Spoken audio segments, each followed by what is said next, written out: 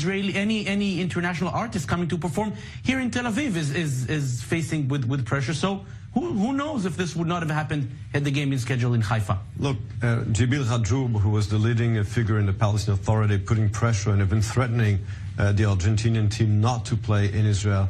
Obviously, he did use Jerusalem as an excuse, but it's not the first time he tries to prevent sport games to take place in Israel. And as you mentioned yourself, very often when there are artists performing in Tel Aviv, there's also huge pressure on them not to come to Israel. So I very much believe that Jerusalem was here used as an excuse. And by the way, when Jibril Rajoub said, he said this, if this game was taking place in Jerusalem, this would have been in occupied territory.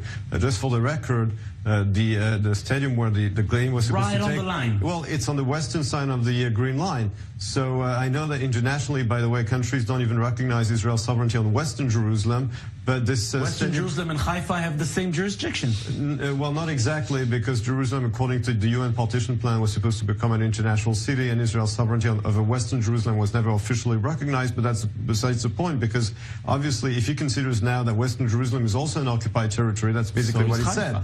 Because that's where the game was supposed to take place. I think it's really an excuse. It might be that Miri Regev should have been more discreet about her promoting the event in Jerusalem, but I don't think that's the underlying reason. I think that at the end of the day, it's about threatening the players, threatening their lives, threatening their families, and unfortunately giving in to threats. And Mike Wagenheim, you were at